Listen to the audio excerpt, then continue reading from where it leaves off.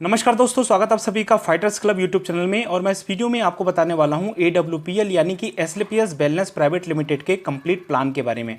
तो दोस्तों, कंप्लीट जो प्लान है इसका वो 4 पार्ट्स में होता है। Introduction, health awareness programme, products plan, business plan.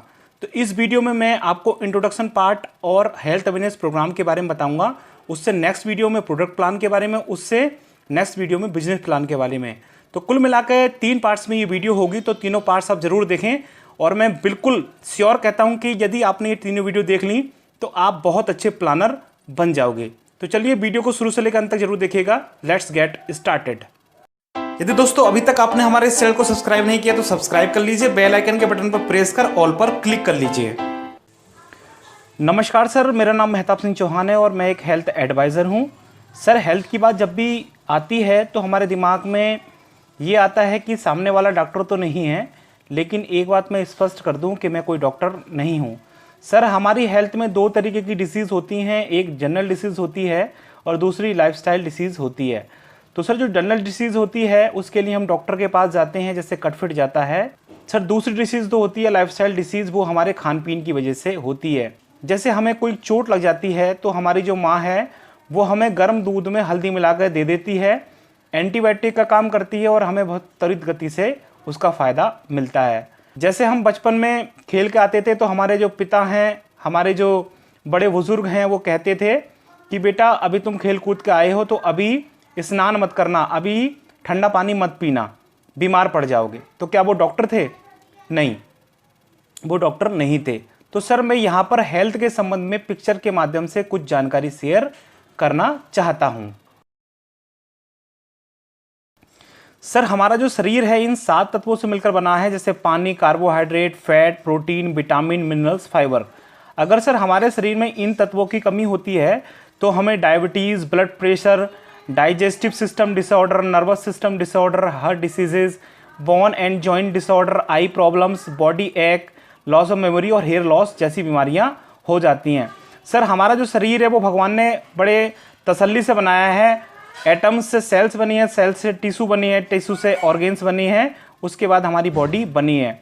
Sir, एक सर्वे हुआ है, अगर हम 10 के स्केल पर देखें तो 10 में से 1 व्यक्ति आज स्वस्थ है और 8 अस्वस्थ हैं और 1 बहुत बीमार है, यानी कि बेड पर पड़ा है। सर, WHO का सर्वे तो और भी चौंकाने वाला है कि भारत दुनिया की मधुमेह की राजधानी है, भारत दुनिया की कैंसर की राजधानी है। अधिकांश भारतीय दिल की बीमारियों के कारण मर रहे हैं, कई भारतीयों को पाचन संबंधी विकार हो रहे हैं। भारत में 6 में से हर एक व्यक्ति को अपने जीवन काल में कभी न कभी मस्तिष्क विकार रहा होता है। सर, हमारी जो है पहले और अब में क्या अंतर है मैं बताता हूं कि जो पहले है वो जीवन काफ़ी जीते थे। आपने देखा होगा कि हमारे बुजुर्ग 100 साल की ज़िंदगी जीते थे।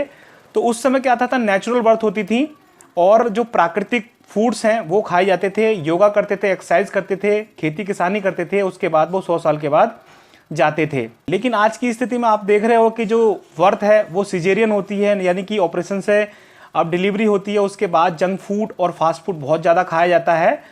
एक बच्चा 10 साल की उम्र तक इतनी सारी मेडिसिन खा लेता है कि वो चलता फिरता मेडिकल स्टोर हो जाता है। इसके अलावा छोटे छोटे बच्चों में आज डायबिटीज़ की समस्या है और आइस प्रॉब्लम भी आपने देखा होगा, कई सारे बच्चे आंखों पर चश्मा लगाते हैं।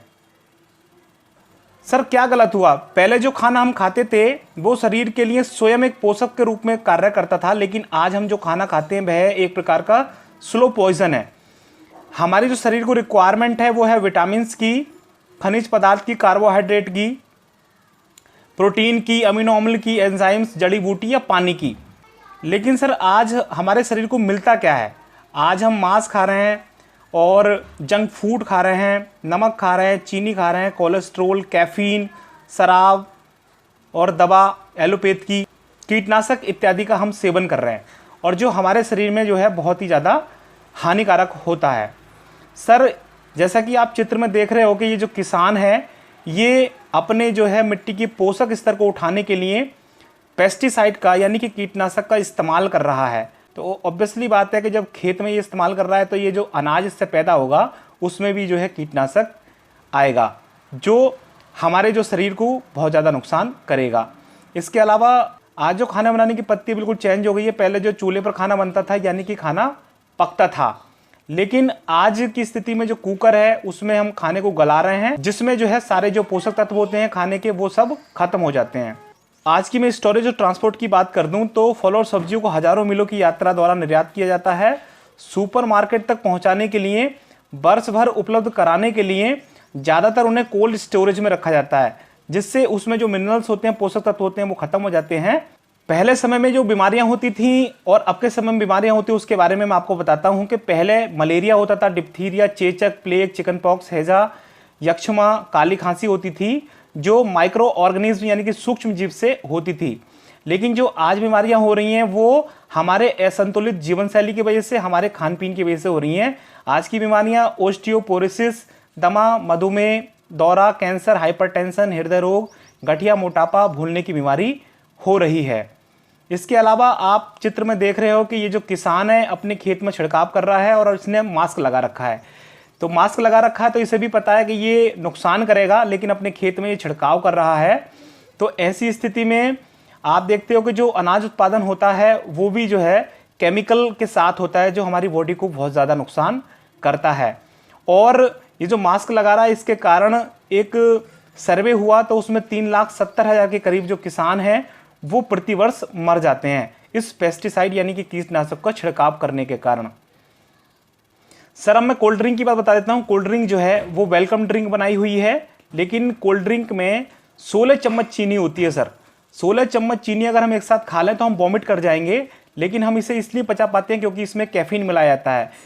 इसके कारण सर हमारे जो दांत हैं वो खराब होते हैं, हमें हाइपरटेंशन, ब्लड प्रेशर, डायबिटीज़ इत्यादि की बीमारी घेर लेती है। आजकल कॉस्मेटिक केमिकल्स फास्ट फूड में मिलाए जाते हैं। जैसे बर्गर आपने देखा होगा 3-3, 4-4 दिन का रखा हुआ खराब नहीं होता। सर इसमें जो केमिकल मिलाया जाता है वो शैम्पू की तरह ही होता है, शैम्पू वाला केमिकल ही इसके अंदर मिलाया जाता है। मैं आपको बता दूं कि सर जब हम रोटी खाते हैं सर, तो वो हम गेहूं की खाते हैं या मैदा की, किसी भी चीज़ की खाते हैं, तो सर वो सुबह की रोटी हम शाम तक खराब हो जाती है। लेकिन ये बर्गर हम 3-3, 4-4, 5-5 दिन, 6-6 दिन रखा हुआ खाते हैं। तो सर इसमें जो केमिकल होता है वो काफ़ी हार्मफुल होता है हमारे बॉडी के लिए। इसके अलावा सर मैं आपको बता दूं कि जो केक है, केक में सर कीटनाशक बनाया जाता है। आप केक का जो टुकड़ा है सर, ये से टुकड़े को कहीं डाल देना, चींटियां वगैरह तक नहीं खाती सर, उनकी जो सूंघने की क्षमता होती है वो हमसे ज़्यादा होती है। इसके अलावा सर जो आइसक्रीम है सर डिफरेंट कलर्स की आती है, डिफरेंट केमिकल्स उसमें मिलते हैं। जब सर आइसक्रीम को कलर्स दिया जाता है तो उसमें डिफरेंट तरीके के जो केमिकल्स वाले जो कलर हैं वो मिलाए जाते हैं, जिनसे जो कैंसर होने का खतरा बहुत ज़्यादा होता है। और सर आपने देखा होगा जो दूध है, दूध का कलर तो वाइट होता है, लेकिन केमिकल्स के माध्यम से इसे डिफरेंट फ्लेवर्स में, कलर्स में कन्वर्ट किया जाता है। सर इसके अतिरिक्त जो हमें एनवायरनमेंट से भी बहुत सारे जो टॉक्सिन्स मिलते हैं, जैसे air pollution, water pollution, radiation. Air pollution की अगर बात करें तो सर गाजियाबाद की स्थिति आज देख रहे हो आप, पहले नंबर पे है भारत में, सबसे ज़्यादा प्रदूषित शहर है सर गाजियाबाद। और इसी तरीके से दिल्ली और बहुत सारे प्रदूषित शहर हैं। सर एयर पॉल्यूशन की वजह से जो है हमें बहुत सारी जो बीमारियां हैं वो घेरती हैं। हमारे जो फेफड़े हैं वो बहुत जल्दी ख़राब हो जाते हैं, बहुत जल्दी काम करना बंद कर देते हैं। इसके अलावा वाटर पॉल्यूशन की अगर बात करें तो वाटर पॉल्यूशन जो प्लास्टिक हम इस्तेमाल करते हैं उसकी वजह से, और गंदगी जगह जगह फेंक देते हैं उसकी वजह से वाटर जो बहुत ज़्यादा प्रदूषित हो गया है। और ये जो है, ये जो वाटर है ये छनने के बाद जब ज़मीन में छन के आता है तब भी जो इसमें बहुत सारी जो हानिकारक केमिकल्स हैं, हानिकारक जो तत्व हैं वो रह जाते हैं और जो हमारी बॉडी को बहुत ज़्यादा नुकसान करते हैं। सर मैं आपको बता दूं कि रेडिएशन हमारे बॉडी को बहुत नुकसान करता है और फ़ोन में बहुत ज़्यादा रेडिएशन होता है। बहुत सारे जो पक्षी हैं वो ख़त्म हो जा रहे हैं आज की डेट में। और जो ह्यूमन है यानी कि हम लोगों को बहुत ज़्यादा नुकसान करता है रेडिएशन। हम इसके इस्तेमाल को सर बिल्कुल ख़त्म तो नहीं कर सकते, क्योंकि इसका इस्तेमाल बहुत ज़्यादा हमारे जीवन में बहुत ज़्यादा महत्वपूर्ण है। लेकिन सर कम से कम उस समय तो जो हम इसे दूर रख सकते हैं जब हम इसका इस्तेमाल नहीं कर सकते हो, जैसे सोते समय सर हम इसे अगर दूर रख के सोएं या बंद करके सोएं तो कम से कम इसके रेडिएशन से हम बचे रहेंगे। सर अब मैं आपको बीमारी के बारे में बता देता हूं, कार्डियोवास्कुलर डिसीजेज। सर आपने देखा होगा कि जो पहले 3 बार हार्ट अटैक होता था, अब कार्डिक अरेस्ट होता है, यानी कि हार्ट फेल होता है और ऑन द स्पॉट ही आदमी खत्म हो जाता है। इसके अलावा सर मैं आपको बता दूं कि जो डायबिटीज़ है, डायबिटीज़ हर 7 में से एक भारतीय व्यक्ति डायबिटीज़ का शिकार है। गठिया की अगर बात करूं तो संयुक्त यूरोप व उत्तरी अमेरिका की तुलना में भारत में गठिया के जो रोगी हैं बहुत ज़्यादा हो गए हैं। इसमें हाथों की जो पैरों की उंगलियां हैं वो मुड़ जाती हैं। मोटापे की अगर बात करें, अगले 10 सालों में भारत में 50% से अधिक लोग मोटापे के शिकार होंगे और ये जो है सब जंक फूड खाने की वजह से, हमारी जो लाइफस्टाइल है, खान पीन है, उसी की वजह से मोटापा बढ़ता है।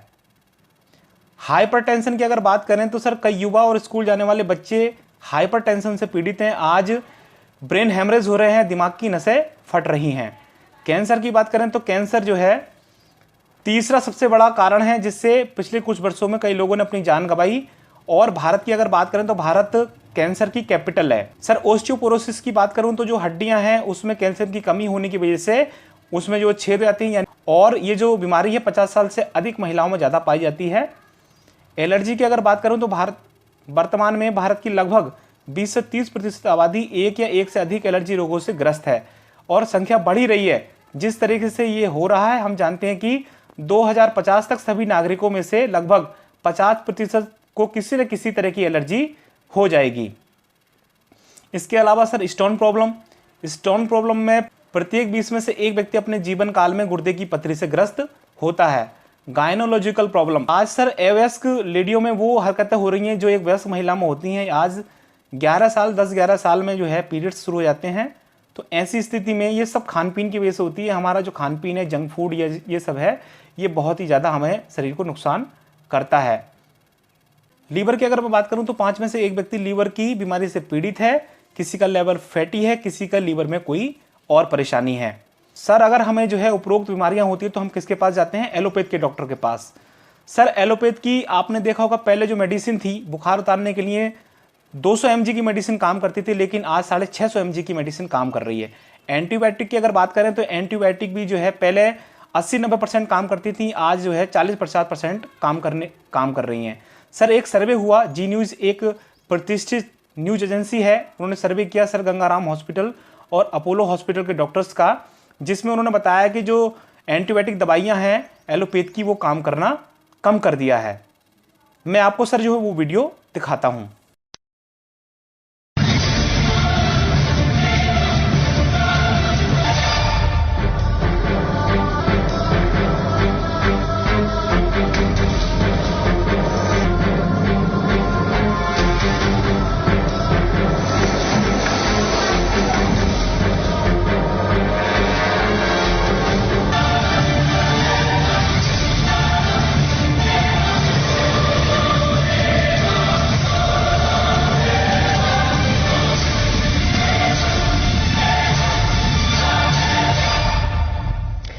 देश की 121 करोड़ आबादी पर ऐसा जानलेवा खतरा मंडरा रहा है जिसका नतीजा सिर्फ मौत है, और वो खतरा है दवाओं के बेकार हो जाने का। मरीज के इलाज की बुनियाद यानी एंटीबायोटिक दवाएं बेअसर होती जा रही हैं। एंटीबायोटिक दवाओं पर की गई स्टडी के नतीजे आगाह कर रहे हैं कि 2020 आते आते देश में एक भी असरदार एंटीबायोटिक दवा नहीं बचेगी और सर्दी जुकाम जैसे साधारण इन्फेक्शन भी लाइलाज हो जाएंगे।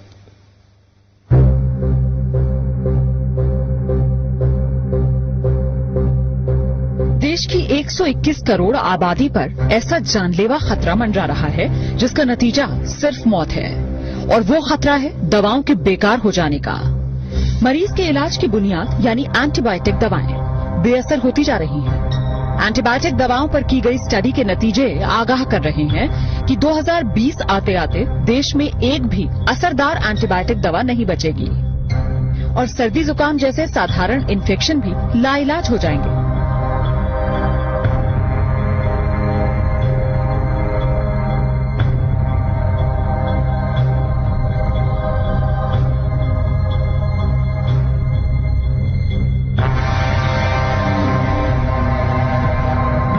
जरा सोचिए, अगर डॉक्टर को मरीज की बीमारी का पता हो, उसके इलाज के लिए बेहतरीन वार्ड, टेस्ट और ऑपरेशन की सुविधा हो, लेकिन मरीज पर दवाएं ही असर न कर रही हों और मरीज को बचा पाना नामुमकिन हो जाए। ये सिर्फ ख्याल नहीं है, ये वो डरावनी हकीकत है जिसका तोड़ डॉक्टर अभी तक नहीं तलाश पाए।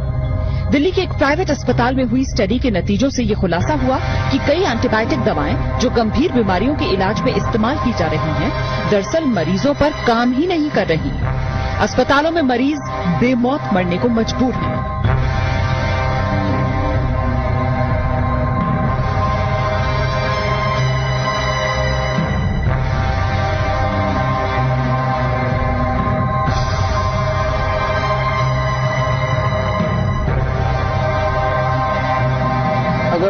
डिस्क्रीट अब ना हो, अगर हम ये इस पे ध्यान ना दें तो हो सकता है इवन बिफोर 2020 हमारे पास एंटीबायोटिक्स होना या न होने का कोई मतलब ना हो। 77,000 से ज्यादा मरीजों पर हुई अब तक की सबसे बड़ी स्टडी में ये पाया गया कि टीबी, निमोनिया और पेट की बीमारियों में इस्तेमाल की जाने वाली कई नई एंटीबायोटिक दवाएं अब बेकार हो चुकी हैं। टीबी के इलाज के लिए दी जाने वाली दवा 2002 में तकरीबन 98% मरीजों पर काम कर रही थी, जबकि 2009 में ये सिर्फ 48% मरीजों पर ही कारगर साबित हो पाई।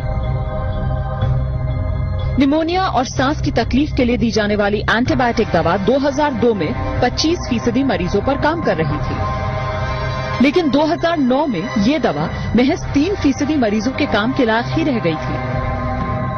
सर्जरी कराने वाले मरीजों में होने वाले इन्फेक्शन को रोकना चुनौती बन गया है। अनुमानित आंकड़ों के मुताबिक देश के हर अस्पताल में हर हफ्ते 1 से 2 मरीजों की मौत सिर्फ इसलिए हो जाती है क्योंकि एंटीबायोटिक दवा बेकार साबित हो गई। अभी से दिक्कत होनी शुरू हो गई है। कई बार हमारे पास ऐसे मरीज आते हैं जहाँ कि हमारे पास कोई एंटीबायोटिक रह ही नहीं जाता है, तो हम लोगों को लगता है कि कई बार पेरिफेरल सिम्पटम्स हमारे पास आए क्यों हैं, क्योंकि हमारे पास कोई दवाई नहीं रह जाती। तो कई बार लोग सेप्सिस में मारे जा रहे हैं आजकल, और ये दवाई प्रॉब्लम तो अभी से शुरू हो गई है और ये बढ़ने ही वाली है, क्योंकि जो नए एंटीबायोटिक्स हैं वो इन द होराइजन बहुत ही कम है।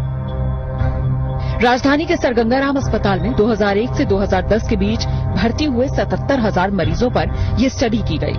अस्पताल में रहने के दौरान उन्हें जो दवाएं दी गईं, उनके आधार पर ये नतीजा सामने आया कि कई दवाएं 40% मरीजों पर तो कई 97% मरीजों पर काम नहीं कर पाई। यानी देश की 3% आबादी को छोड़ दिया जाए तो बाकी सब पर जान का खतरा मंडरा रहा है।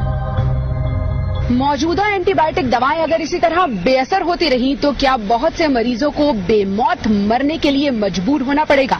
इस सवाल का जवाब वाकई डराने वाला है, क्योंकि डॉक्टरों की राय में बहुत से मरीज इन्फेक्शंस की वजह से सिर्फ इसलिए जान गंवा रहे हैं क्योंकि अब उन पर वो दवाएं काम नहीं कर रही जिनके जरिए कुछ साल पहले तक वो बीमारी का इलाज कर पा रहे थे।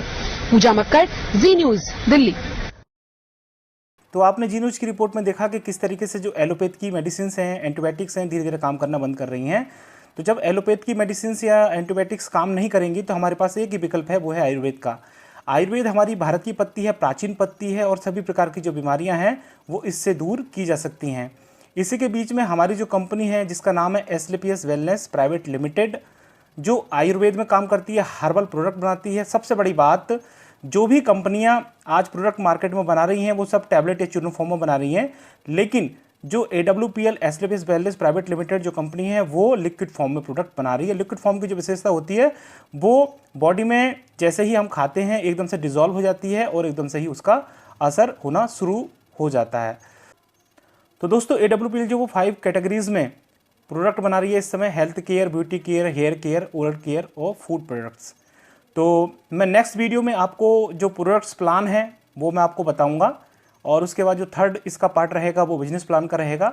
यदि दोस्तों आपको मेरी ये वीडियो अच्छी लगी हो तो कृपया मेरे चैनल को सब्सक्राइब करें, वीडियो को लाइक करें, क्योंकि मैं इस चैनल पर AWPL यानी कि एसलेपियस वेलनेस प्राइवेट लिमिटेड की तथा नेटवर्क मार्केटिंग की जितनी भी इंफॉर्मेशन है इस चैनल के माध्यम से आपको शेयर करने वाला हूँ। Thanks for watching this video.